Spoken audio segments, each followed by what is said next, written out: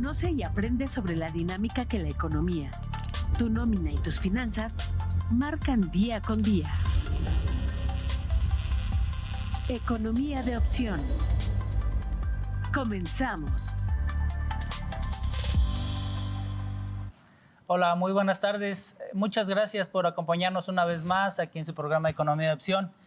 Estamos transmitiendo en vivo desde las instalaciones de TV UAC en Ciudad Universitaria, en la ciudad de Querétaro capital. Es un gusto poder darles la bienvenida y de la misma forma le doy la bienvenida a mi compañera y amiga, estimada maestra Montserrat. ¿Cómo te encuentras? Muy buenas tardes, bienvenida. Buenas tardes, muchas gracias. Aquí nuevamente compartiendo este espacio con un gran tema de interés que vamos a describir el día de hoy.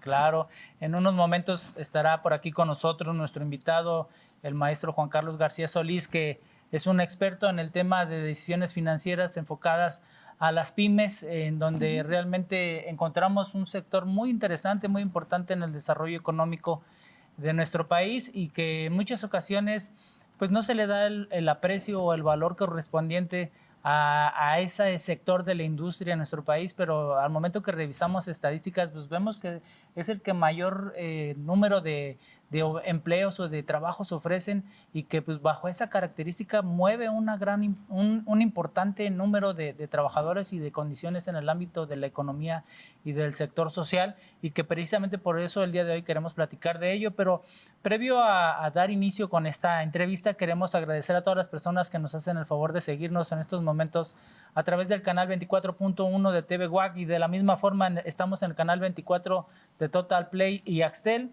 en el 124 de Megacable y en el 14 de Easy. De verdad, muchísimas gracias. De la misma forma estamos saliendo al aire en estos momentos a través de las redes sociales de TV UAC, del Colegio de Profesionistas en Contaduría Pública, Fiscal y Finanzas, a quien le mandamos un gran saludo y un agradecimiento a dicha comunidad, porque siempre he estado respaldando esta plataforma o esta forma de poder ofrecer una expectativa diferente de lo que es para nosotros la consideración de los negocios. Queremos agradecer a nuestros equipo y amigos en el staff de lo que es Realidad y los que hacen realidad Economía de Opción. Tenemos a nuestro amigo Paco Molgado, que es nuestro floor manager, siempre una persona muy atenta y siempre está aquí al pendiente de que no cometamos más errores de los posibles. Muchas gracias, Paco. A Denise Sánchez en el BTR, muchísimas gracias, Denise. A Viridiana Santana en el audio. Obviamente a nuestra productora Edith Segura, un grupo muy joven, pero de verdad con mucho talento y que siempre nos ofrecen una calidad increíble en su servicio y en su trabajo. Y evidentemente a una persona que es muy especial para nosotros, la maestra Yalul Cruz. Muchísimas gracias, maestra, por estar con nosotros como cada lunes en esta señal. Y de esa misma forma, estimada Monse, tú también tienes saludos y consideraciones a tu grupo de seguidores, porque el grupo de seguidores que tienes es sumamente amplio y la verdad queremos agradecer. Adelante. Gracias, Mau, y sí, gracias. Agradezco a todas las personas que justamente en redes sociales, tanto en Facebook como en Instagram, han escrito, han tenido preguntas. Sin embargo, a veces no los comentan directamente aquí en comentarios del programa, en la emisión. Sin embargo, si los comentan en mensaje privado y demás, y pues es una invitación a que lo puedan también compartir directamente en los comentarios del programa, porque si tienen algún tema en específico, pues lo podemos desarrollar aquí con el especialista en el tema. Y pues bueno, justamente hoy vamos a tomar un tema muy importante que me gustaría como hablar o tomar en consideración una introducción antes de poderlo desarrollar con Juan Carlos García Solís, que es nuestro gran invitado el día de hoy. Pero es un tema realmente muy importante porque es la toma de decisiones financieras en las MIPYMES, que vamos a ver que realmente se enfrenta a una grande problemática en las pequeñas y microempresas, ¿no? Claro. Justamente porque esto puede impedir muchísimo el desarrollo. ¿Cuáles son las principales complicaciones que puede impedir el desarrollo? Pues justamente es también que no hay una buena estrategia de un inicio, ¿no? Claro. No hay una visión. Y sobre todo también se pierde algo muy importante que justamente vamos a hablar el día de hoy, que es la cuestión de una estructura financiera desde el inicio de una creación de la empresa, ¿no? Hay que recordar que también las micros MIPYMES y demás, pues bueno, es de colaboradores, pequeños colaboradores, alrededor de entre 10 colaboradores que se desarrolla una MIPYMES. Y bueno, las pequeñas empresas, que las colaboraciones pues pueden ser de entre 30 a 50 contribuyentes, ¿no? En cierta forma, o bueno, empleados dentro de la empresa. Entonces, bueno, eso también, estaba viendo estadísticas realmente en las micro y pequeñas empresas, que muchas de ellas pues llegan a ser familiares, ¿no? Claro. Y al ser así, también se pierde la estructura de una nueva empresa por esta falta de conocimiento, no solamente financiero, ¿no? Fíjate También que- desde el ámbito fiscal, desde el ámbito del Exacto. liderazgo. O sea, son muchas cuestiones que se tienen que tomar en consideración, que justamente hoy vamos a desarrollarlo y platicarlo. Fíjate que estás tomando un tema muy interesante, estimada Monse, porque el día de hoy precisamente se platicaba a cuánto ascendía el valor de la deuda pública de nuestro país, y el número es sumamente impresionante, y que dice no hay nivel de comparación con una deuda como la que tiene el día de hoy nuestro país. Correcto. Y dice corresponde a lo que en su momento fueron 7 veces el FOBAPROA. Y como tú acabas de referir en estos momentos, normalmente estas características de estas empresas mal llamadas pequeñas, porque pues decimos haciendo cúmulo, pues vemos que es la gran mayoría y es lo que ofrece más oportunidad. Desafortunadamente, muchas de esas necesidades u oportunidades de tomar las decisiones, tú decías, es que como es un carácter familiar en ocasiones, y qué es lo que normalmente se va a buscar, pues salir adelante, pero como familia, ¿no? No como grupo de oferta de trabajo, ni como desarrollo o precursor del desarrollo social, etcétera. Entonces, bajo esa consideración, es que encontramos que es sumamente interesante que este concepto de las tomas de decisiones en el ámbito financiero en las pymes, pues es que cobra una vital importancia, ¿no? Porque es en donde decimos qué tan interesante y qué tan importante y tan delicado llega a ser este tema de la toma de decisiones, que es ahora sí en donde cobra una realidad y una importancia vital. Y bueno, pues, ¿qué te parece que para ello podamos dar inicio a esta entrevista? Y si nos haces favor de presentar a nuestro invitado. Claro, bueno, el día de hoy tenemos a un gran invitado, como comentaba al inicio, Juan Carlos García Solís. Él es contador público, tiene una maestría en impuestos, es licenciado también en Derecho, y en el año 2014 fue presidente del Colegio de Contadores Públicos aquí de Querétaro. Pues bienvenido, maestro, es un honor tenerlo nuevamente en el programa Economía de Opción para hablar de este tema muy importante, que en este momento estábamos haciendo una introducción del tema del día de hoy, que es toma de decisiones financieras en las MIPYMES. Muchas gracias, Monse. Muchas gracias, doctor. Me da mucho gusto estar aquí con ustedes. Y bueno, sí, tratando un tema muy importante para la sociedad, sobre todo para las micros, pequeñas y medianas empresas, el poder tener la capacidad de tomar decisiones correctas, porque todo negocio es importante. No hay negocios pequeños ni grandes desde el punto de vista de querer hacerlos progresar. Muchas gracias por la invitación. No, con todo gusto, de verdad, un gusto para nosotros poderte recibir aquí. Esta es tu casa, amigo, siéntete como tal, porque sabemos que también eres de casa. Sí, claro, gracias. Entonces, de verdad, con toda la confianza de poder abordar el tema, siempre lo haces de la mejor manera, y un experto en estas consideraciones del tema del desarrollo empresarial en las pymes en nuestro país. Pues qué mejor que tenerte por aquí con nosotros, amigo. De verdad, muchísimas gracias. Y pues adelante, tú dinos por dónde quieres que abordemos el inicio de esta plática, ¿verdad? Bueno, de entrada, agradecer reiteradamente lo que es la invitación a este importante programa, sobre todo porque hacen una labor muy importante desde el punto de vista del buscar la manera de que las personas que a lo mejor no tienen la oportunidad, el conocimiento o incluso la capacidad económica de poder contratar a los servicios de un profesional en materia pues contable, financiera, fiscal, administrativa, pues pueda tener acceso a este tipo de conocimientos a través de su canal, de su plataforma, de la televisión, pues resulta ser muy enriquecedor desde el punto de vista educar positivamente a la sociedad. Pues queríamos platicar un poco de lo que son las micros, pequeñas y medianas empresas, pero más allá de eso, que entremos a números y tecnicismos, sobre todo el tema de cómo tomar decisiones en estas empresas.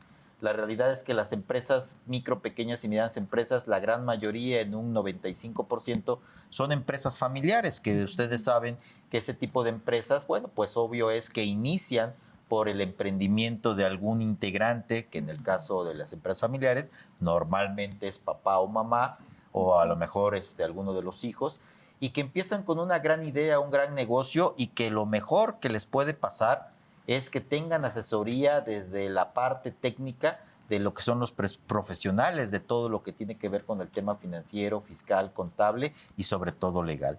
Sin embargo, la parte negativa es que pareciera algo raro, que el negocio tenga éxito y van a decir, oye, pero ¿cómo que es algo negativo? Si es lo que todo el mundo buscamos. Sí, pero si tienes un negocio exitoso y no lo planeaste desde un inicio en materia contable, fiscal y financiera, yo sí puedo decir por la experiencia que tenemos como contadores, como auditores, como financieros, pues que estás frente al monstruo de 1000 cabezas que al final te va a querer comer. ¿Por qué? Porque no planeaste desde el principio algo tan importante como es la parte contable y la parte fiscal y la parte financiera. Y de ahí debieses tomar todas tus decisiones. Todas las decisiones que una empresa chica, mediana o grande debe tomar están basados en temas que tienen que ver con el profesionalismo de un buen tema financiero. Fíjate, estimado Juan Carlos, yo creo que esta es una pregunta que te aborda todos los días, de lunes a domingo, porque tú no tienes descanso para el trabajo.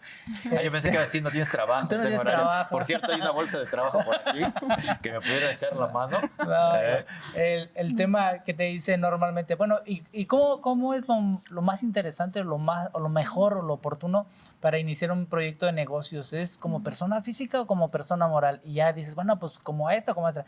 Y cuando le dices persona moral, bueno, ¿y cuál de todas las diferentes nomenclaturas es la buena? ¿Con cuál no voy a tener tanto problema y con cuál me va a dejar mayor rendimiento? A ver, abogado, díganos.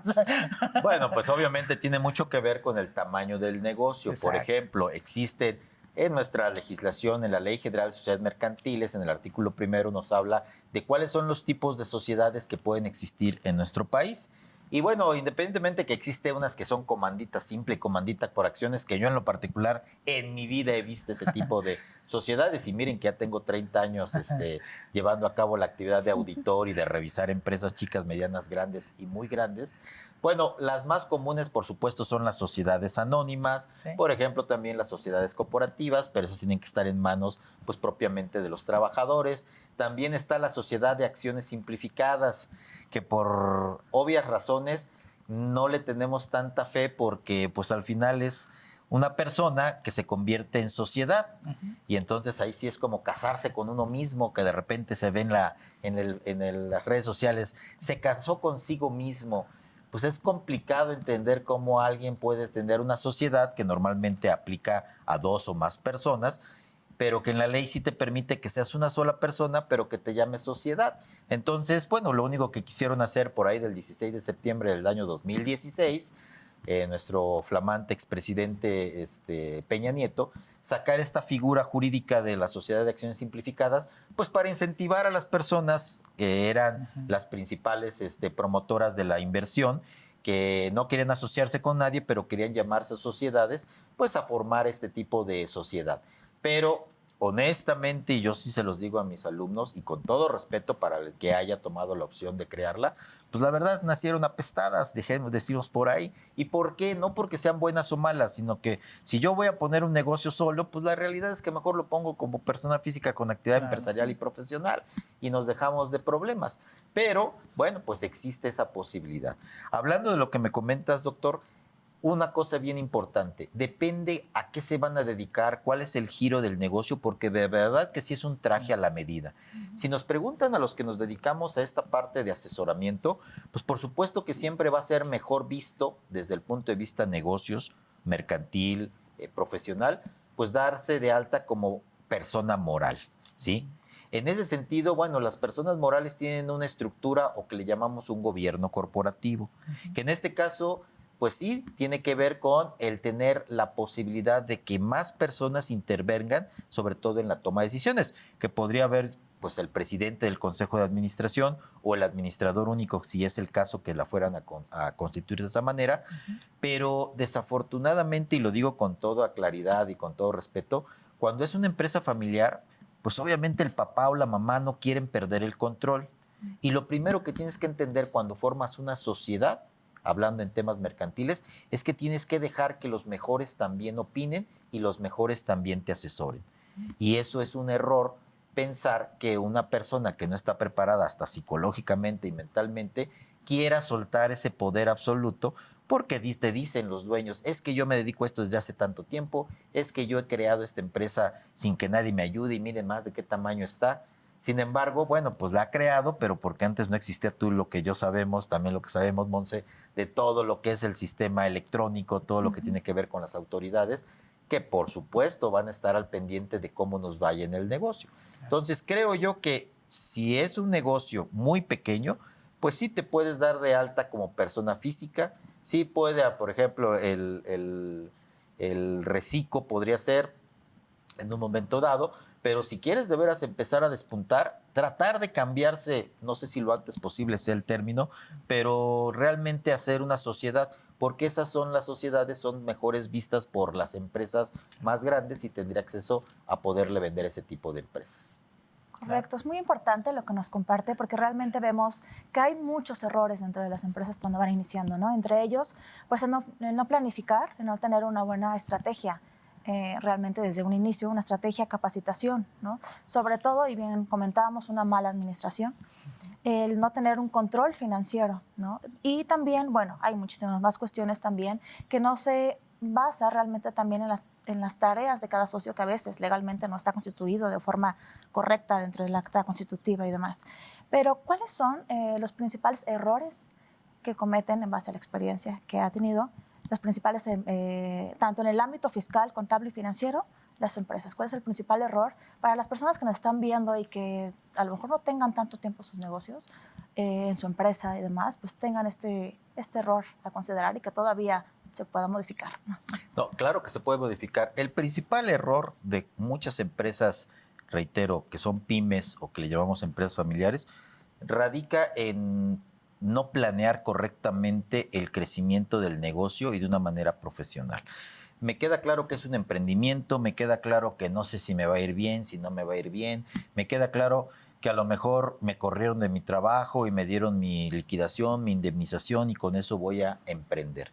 Sin embargo, para todo este proceso, y no queremos quitarles las ganas de ser sus propios jefes, ser emprendedores, pero para todo este proceso sí se requiere, 1, conocimientos, 2, asesoría, 3, planeación, 4, supervisión y obviamente control. Porque si no, para bien o para mal, el negocio va a crecer o va a decrecer de una manera desordenada. Si yo tengo todas estas actividades bien fundamentadas dentro de mi plan de negocios, yo tengo la oportunidad de reaccionar a lo positivo y a lo negativo que pueda suceder en mi empresa. Ojo, reitero, el hecho de yo crecer y ganar bastante también llega a ser un problema. ¿Cómo crees, Juan Carlos? Pues si todos soñamos con que nos vaya bien a la primera. Sí, pero es ahí donde vuelvo a lo mismo. Viene el problema de si pago bien los impuestos, si estoy pagándole bien a mis acreedores, si estoy pagando bien a mis proveedores, si estoy comprando las cantidades suficientes para satisfacer el mercado. Todo eso tiene que ver con la planeación. Y ahí es donde vamos a tener que entrar a una parte donde ustedes son igual que yo expertos, toda la parte financiera. Los estados financieros son indispensables, que cualquier empresario los conozca al menos básicamente. ¿Qué es un activo? ¿Qué es un pasivo? ¿Qué es el capital? Que vendría siendo el estado de situación financiera o que conocemos como balance general. Y otro que para mí es el más hermoso, pero muchos dicen que hay otros más, el estado de cambios en el capital contable y el estado de flujo de efectivo, pero para mí el estado de resultados integral es el estado financiero que nos permite tener una fotografía clara de cómo está nuestro negocio, saber cuáles son sus ingresos, cuáles son sus gastos, cuáles son sus costos y poder planificar toda la parte económica de la empresa. Lo primero que yo sí tendría que decir es, 1, sí, si no les parece muy agradable el tema contable financiero, pues trátenle de agarrar cariño. Número 2, consíganse un buen contador. Número 3, escúchenlo. Sesionen una vez al mes con él. ¿Para qué? Para que les comparta la real situación financiera de la empresa. Y sobre todo, la parte legal también.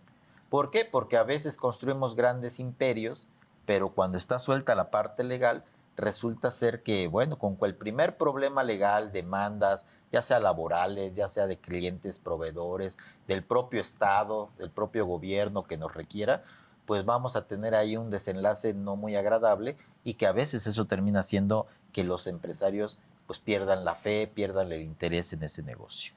Fíjate que en ese tema nos estás platicando realmente un cronograma real de lo que se vive día a día en el tema del emprendedurismo en nuestro país. Y estoy seguro que en América Latina se vive de la misma forma.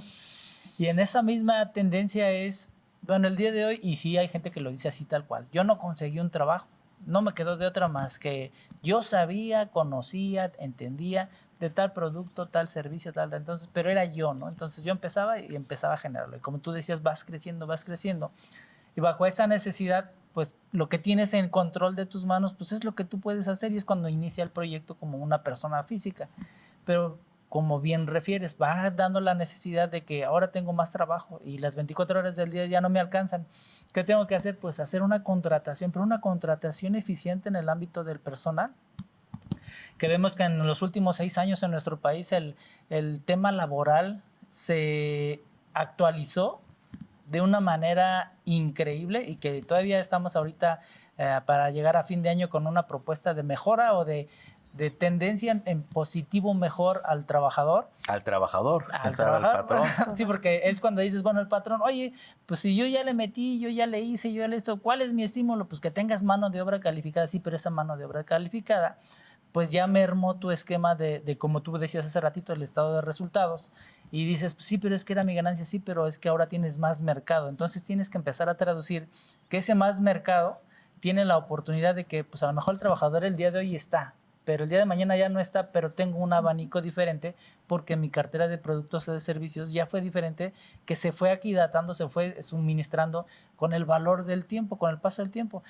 Y es en donde el empresario tiene que asumir ese rol de decir, bueno, pues a final de cuentas el dueño, el titular de esa cartera, de ese producto, de ese mercado, soy yo, entonces tienes que empezar a generarlo.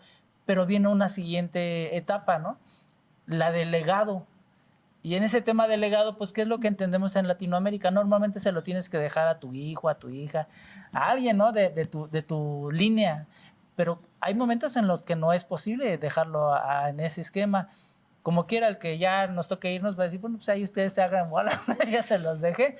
Pero también es un esquema importante porque ese centro de trabajo ya trae consigo obligaciones, que esas obligaciones es fuente de empleo, ¿no? Entonces, también es importante que el empresario entienda esa responsabilidad a futuro, que a lo mejor esté o no esté, va a tener que seguir subsistiendo. Y entonces, por ahí en el paso de la historia encontrábamos, tú decías, las sociedades en comandita, pues nunca las hemos visto, ¿no? Pero sí existen en la letra. Sí existen de acuerdo a la ley. Pero encontrábamos las sociedades cooperativas. Uh-huh. Y entonces decían, oye, esas cooperativas, ¿de dónde surgieron? Pues en muchas ocasiones pues, se quedaron con el negocio. Exacto. Porque no había una persona que tomara esa decisión eficiente para la continuidad financiera. Y entonces dijeron, pues mejor me la quedo. Uh-huh.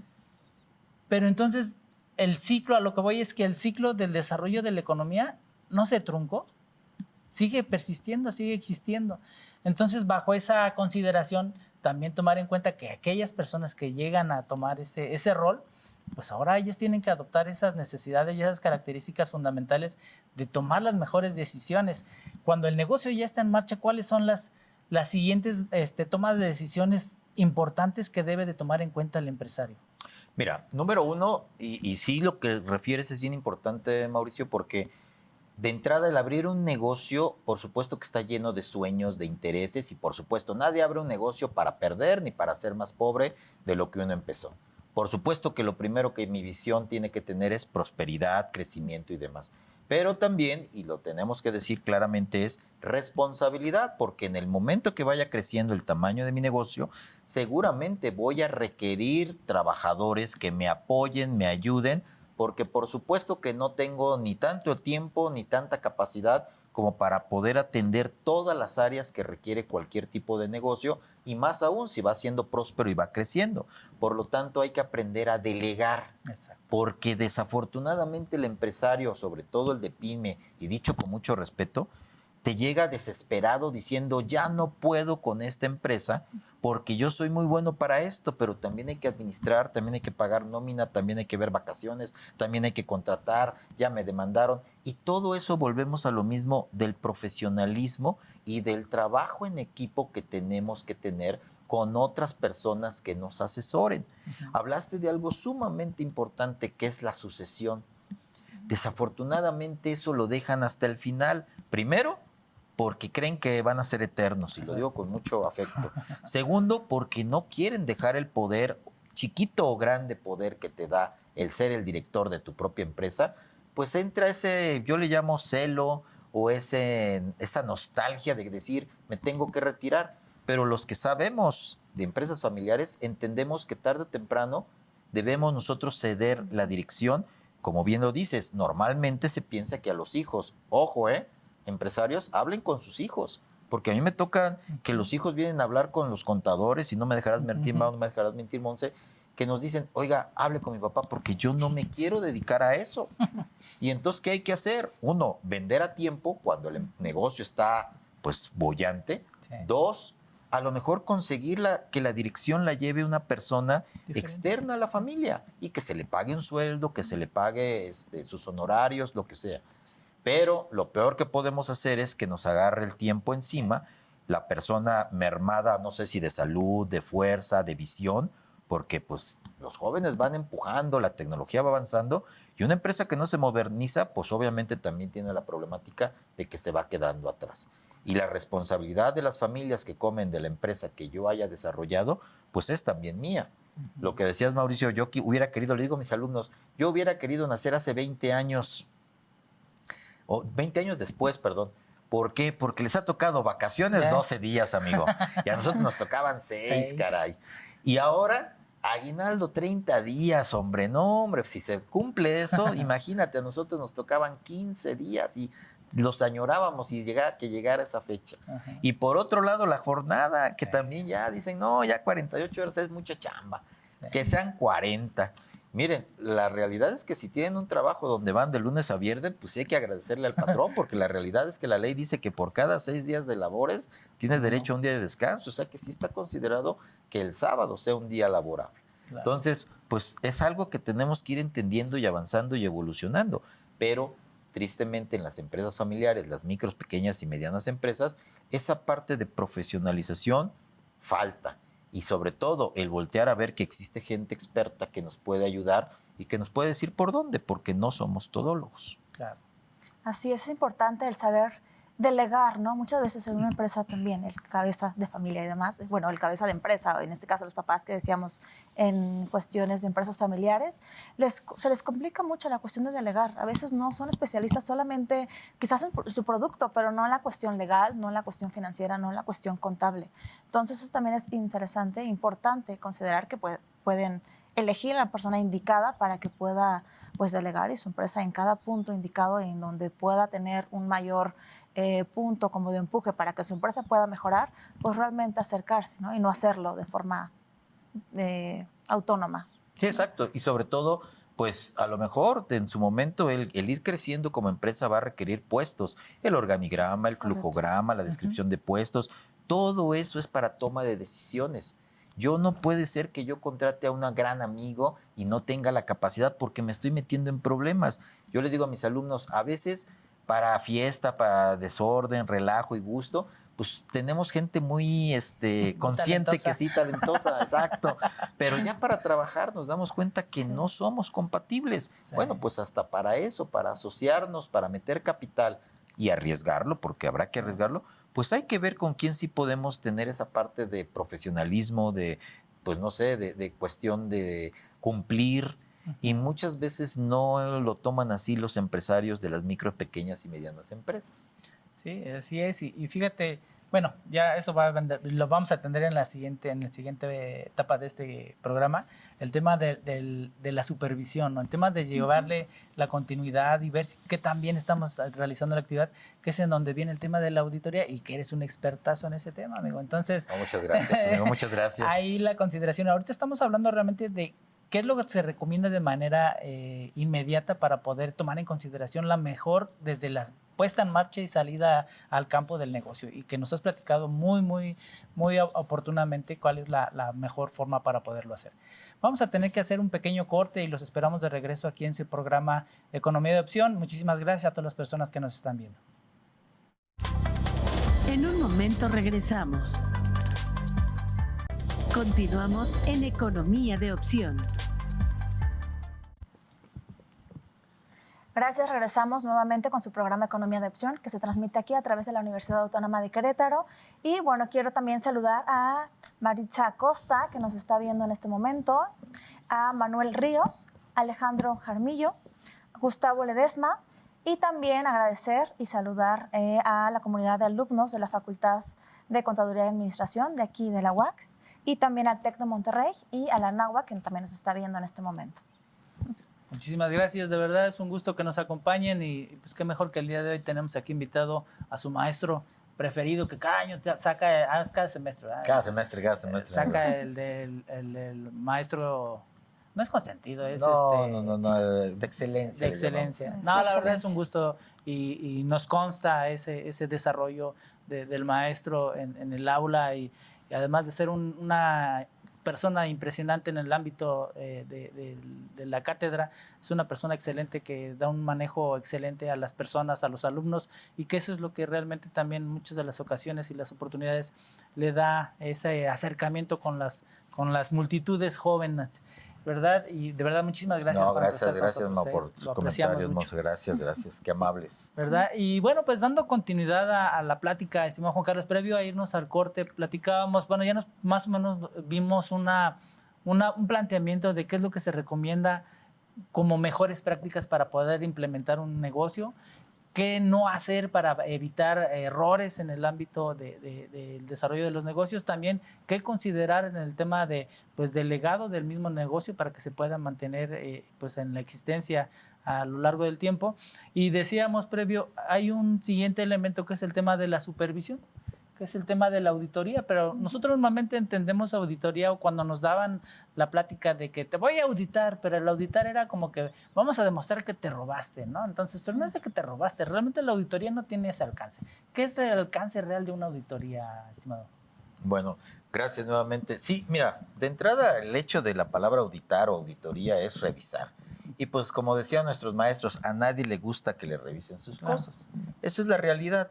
Y también desafortunadamente hemos visto, no en todos lados, pero que hay una cultura, como lo comentas, Mau, de que auditar es casi sinónimo de que se está pasando algo negativo, que estoy robando, que estoy siendo ineficiente, etcétera. Yo cuando me toca llegar a las auditorías, presentarme y todo, sí los trabajadores o la gente administrativa dicen, oiga, ¿qué me van a correr? Oiga, ¿qué me está buscando algo el jefe? Y la realidad es que la auditoría, una buena auditoría y un buen auditor, para nada busca eso.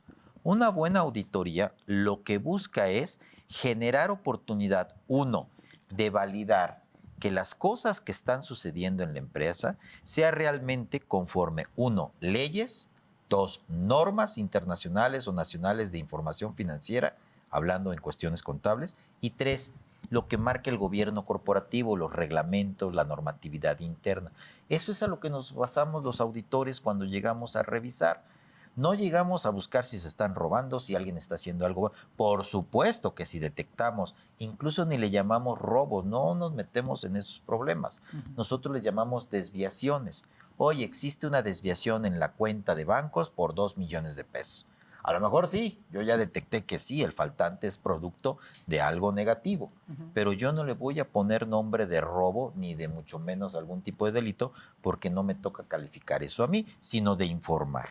Ahora bien, la realidad es que no solamente se audita contablemente o fiscalmente, se audita financieramente, hay el mentado compliance, que también tiene que ver todo lo que es el cumplimiento. Hoy en día que, bueno, nuestras autoridades estatales, federales, municipales, nos ponen muchas cuestiones a cumplir de información a entregar, bueno, pues es muy importante que se lleve a cabo esos controles, que realmente estamos cumpliendo con todo lo que nos pide la autoridad, que honestamente sí de repente resulta ser una carga administrativa bastante importante para el empresario. Volvemos a lo mismo, de las micro, pequeñas y medianas empresas. Y te dicen, oiga, es que yo tengo que contratar a tal persona para cumplir con esto que me pide tal autoridad. Yo preferiría ese dinero ocuparlo para producir, para comprar inventario, para todo eso.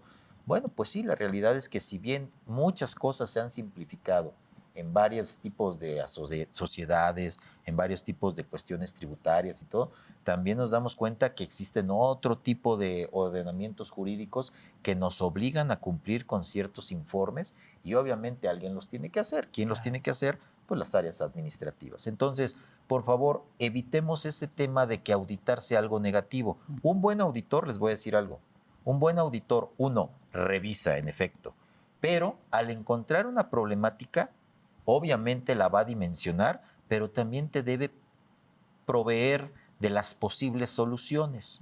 Voy a decir algo muy respetuoso también. Cuando me ha tocado ir al extranjero hace tiempo a auditar, es muy diferente la visión que tienen estas personas en otros países. Te dicen, oye, auditor, dime qué has encontrado y en qué puedo mejorar. Esa es su mentalidad. Sin embargo, muchas veces, y nunca voy a decir que alguien es mejor o peor, todos somos buenas personas, pero en este lado de la frontera me dicen, oiga, ¿qué me van a correr? Oiga, ¿qué está buscando? Oiga, mi jefe me perdió la confianza. Luego se van a la parte negativa. No, los verdaderos auditores auditamos para encontrar las áreas de oportunidad, pero no solamente te decimos, estás fallando en esto, en esto y en esto. No, también te proponemos, porque depende de la empresa a corregir, pero te proponemos las posibles soluciones o las mejoras que tu negocio pudiese tener. Entonces, auditar no significa cosa negativa. Sí puede dar como resultado enterarnos de que alguien está abusando o está haciendo alguna mala práctica dentro de la empresa. Pero auditar en términos reales es comprobar la exactitud de las cifras en el caso de lo contable o de lo administrativo o de lo de legal en el caso de materias que tengan que ver, por ejemplo, con temas laborales. Muchas veces ni siquiera contratos tienen y te dicen, ni sabía yo que tenía esa obligación o pensé que era más fácil correr a una persona si no le hago un contrato, etcétera.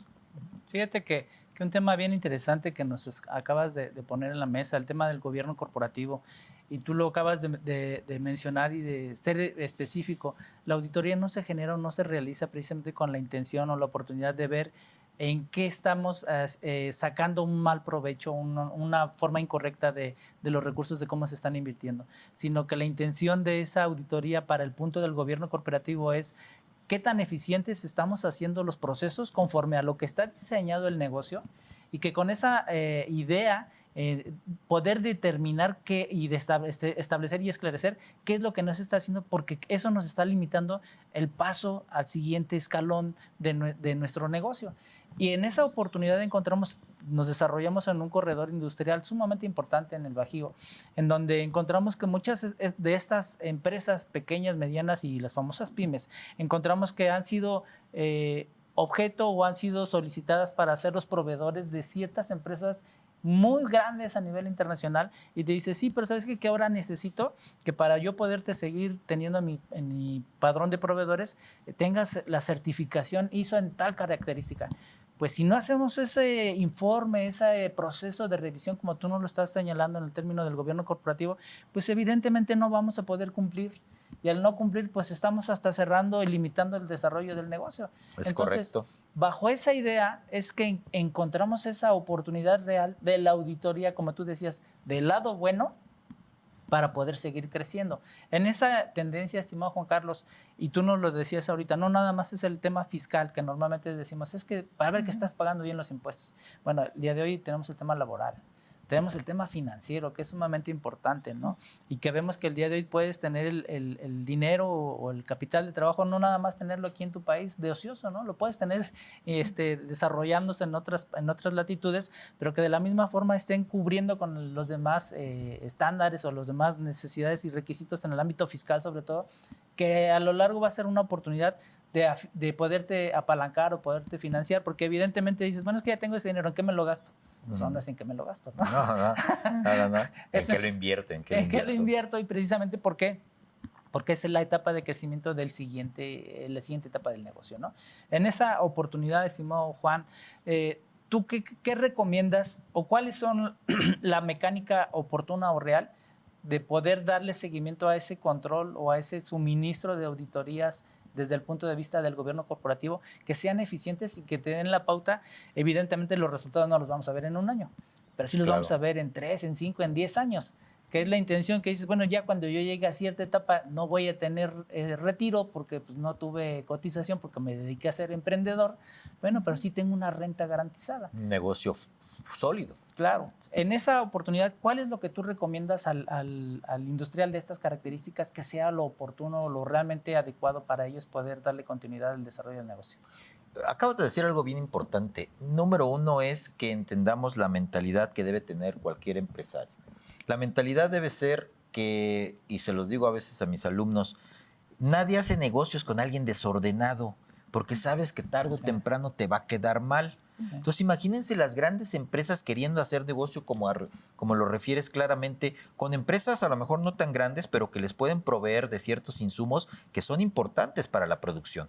Pero resulta que al rato a esa empresa que yo contraté para que me surtiera cierta pieza del motor, ya la embargaron, ya la demandó un trabajador, ya tiene una huelga, ya tiene un montón de problemas y eso provoca que a mi empresa grande, importante, pues me deje que mi sistema de producción en desabasto. Entonces, lo digo tan claro como es, el gobierno corporativo ayuda a tener mucho mayor orden a las empresas. Dejas de tener, y perdón por la expresión, una administración amateur, sino más bien vas a tener una administración más profesional cada día.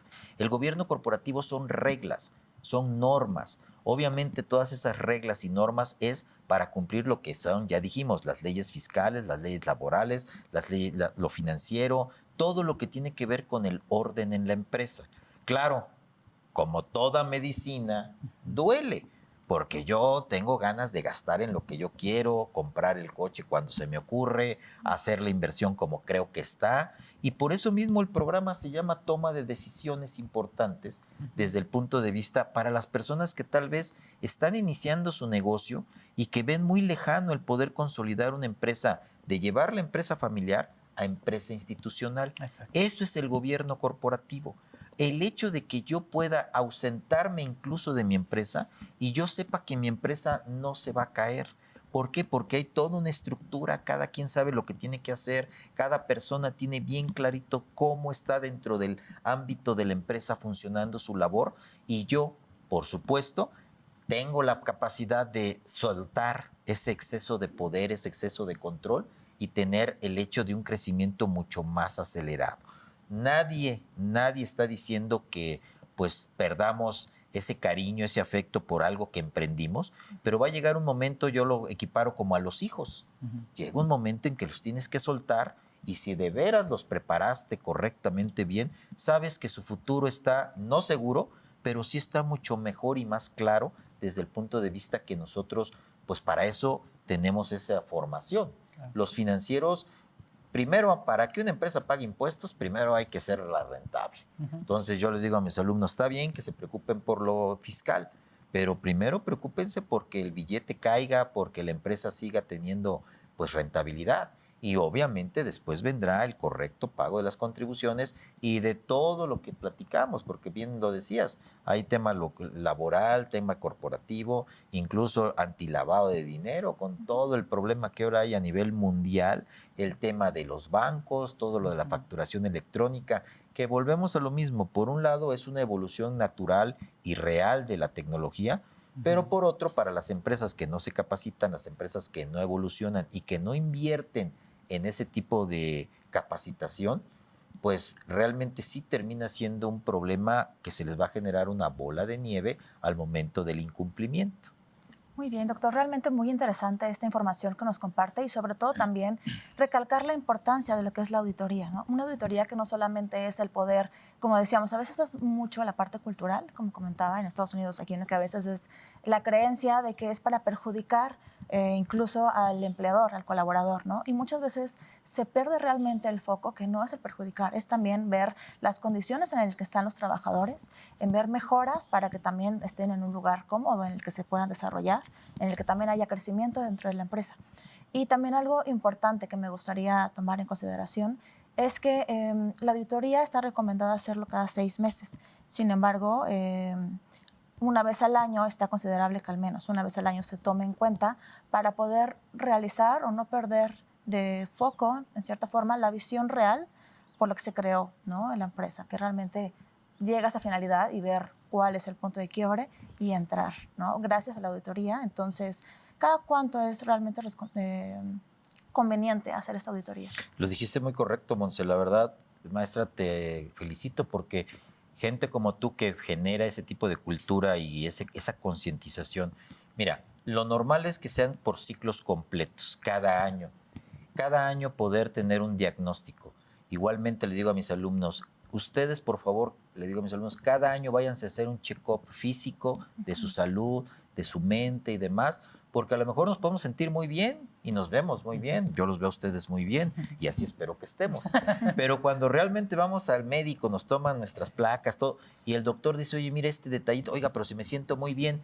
Así es en las empresas. A veces la empresa, el mismo dueño, la misma persona, el entorno, las ves excelentes. Sin embargo, podría haber situaciones que hay que atender, hay que corregir o en un momento dado incluso hasta atacar.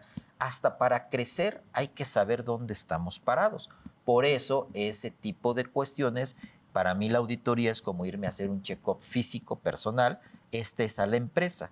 La realidad, y lo digo abiertamente, aquí me voy a aventar un comercial, no es verdad, pero no es barata una auditoría, una buena auditoría que les diga la verdad y sobre todo que les brinde la oportunidad de crecer. Normalmente no es barata y dependiendo también saber qué es caro y qué es barato cuando se trata de algo de inversión. Pero vamos a suponer que a lo mejor me dicen, oye Juan Carlos, pero es que pues yo tengo cierta cantidad y no la voy a invertir en una auditoría cada año. Adelante. Que ojo, es deducible, por supuesto, que todo eso tiene que ver con un tema financiero y de planeación. Yo recomiendo que al menos cada 3 años sí es necesario darle un análisis a la empresa, porque en 3 años o creció y hay que ver para dónde va, porque reitero, el éxito también es un problema si no se sabe manejar, si no se sabe administrar. O al revés, a lo mejor la empresa empieza a caer, el producto empieza a tener menos venta, empieza a tener problemas y entonces hay que replantear el objetivo o hay que replantear la estrategia. Cada 3 años una micro, pequeña y mediana empresa sería idóneo que un experto contable independiente, porque esa palabra es bien importante, la independencia mental, porque si me audito yo a mí mismo, es como cuando me veo yo al espejo, no me encuentro ni un solo defecto. Claro. Sin embargo, cuando ya me pongo a ser objeto de análisis por externos, pues seguramente voy a dejar de tener esa visión tan agradable y me voy a dar cuenta que tengo ese tipo de oportunidades de mejora. Igual es en una empresa. Nosotros los auditores tenemos una característica, no me dejarás mentir, doctor Mauricio, que es que somos escépticos. Por eso no nos odien. Nosotros somos escépticos. ¿Qué es un escéptico? Una persona que no cree más que en lo que le presentas de manera documental, de manera fehaciente, de manera legal. Porque a veces piensan que uno es como, pues, exagerado de no creer. Oye, te estoy diciendo que eso me costó. Bueno, preséntame la factura. No la tengo, pero no te mentiría. Pues, ¿qué crees? No me sirve tu palabra. En este caso tiene que ser documentalmente la comprobación. Entonces, pues no odien a su auditor, entiéndanlo y sepan que es por su bien. ¿Sale? Realmente es importante y sobre todo la consideración y la recomendación que haces en la intención y en la finalidad de que el negocio siga su marcha y como tú bien decías, el objetivo sería llevar a una empresa a ser una empresa institucional. Y bajo esa característica, tú nos has recomendado que después de 3 años sí hacer un análisis y no con la intención de ver en qué me malgasté el dinero, porque como tú dices, pues al final de cuentas pues soy el dueño, pues ni modo que me regañe, ¿no? Pero sí te hace llamar la atención y te hace abrir los ojos de una manera real y decir, ¿sabes qué? Si yo lo que quiero es que con este negocio a 10 años estar en tal lugar, si llevo esta continuidad en pues una forma incorrecta de poder sacar adelante o de estar ejercitando los recursos financieros, no voy a llegar en 10 años. Exacto. Me voy a ir a 15, me voy a ir a 20. Para que te caiga a ti el 20, que tú como dueño, ¿en qué momento quieres empezar tu inicio de retiro? No es otra cuestión de que no te lo gastes hoy, ¿no? El dinero es tuyo y te lo puedes gastar en el momento que tú quieras, pero el dinero, si tú te lo gastas bajo esa consideración, le estás moviendo el camino para lo cual fue creado en el desarrollo natural del negocio, y que a lo mejor esa forma incorrecta de estar aplicando ese recurso, pues te va a llevar ahora más tiempo para poder cumplir el objetivo para el cual tú lo habías consolidado ese negocio. Exactamente. No es una necesidad o una realidad del auditor de que yo te tengo que hacer ver que estás mal. No. Para nada. Es una necesidad de que tú entiendas que tus mecanismos, tus controles, tus formas de cómo estás realizando el negocio no te van a dar la oportunidad de cumplir tus objetivos como los tenías planteados. Exacto. Yo creo que es la forma en como empresarios tenemos que entender de que no es un autorregaño, es una forma real y natural de decir, me equivoqué y yo sí quiero llegar a cumplir mi meta, que en tal fecha yo quiero amanecer como mis amigos todos los días en el campo de golf. Bueno, si quieres, a lo mejor hay de Caddy ahí para juntar en la quincena, amigo, a lo mejor. Pero dices, bueno, pues son esquemas, son proyecciones, ¿no? Entonces, bajo esa idea, pues está complicado. Bueno, estimado Juan Carlos, ¿cómo te puede encontrar la gente? Tus redes sociales. En mis redes sociales estoy como Juan Carlos García Solís, ahí contáctenme si tienen alguna duda, algún comentario, y sobre todo, pues que estemos en comunicación. La realidad es que yo lo único que busco con todo esto, yo agradezco la invitación de verdad, no sé, de verdad, doctor, agradezco esta invitación porque si queremos algo es generar progreso, generar prosperidad, pero sobre todo cultura financiera. Y en ese sentido, todo negocio es muy rentable siempre y cuando lo manejemos con responsabilidad, con amor, pero principalmente con orden. Entonces, eso sería un mensaje que quisiéramos dejar aquí sobre la mesa. Perfecto, muchas gracias y no olviden también seguirnos en TV WAC para que puedan ver transmisiones anteriores. Gracias. Hasta luego. Conoce y aprende sobre la economía. Tu nómina y tus finanzas marcan día con día. Economía de opción. Muchas gracias por acompañarnos. Los esperamos en la siguiente emisión.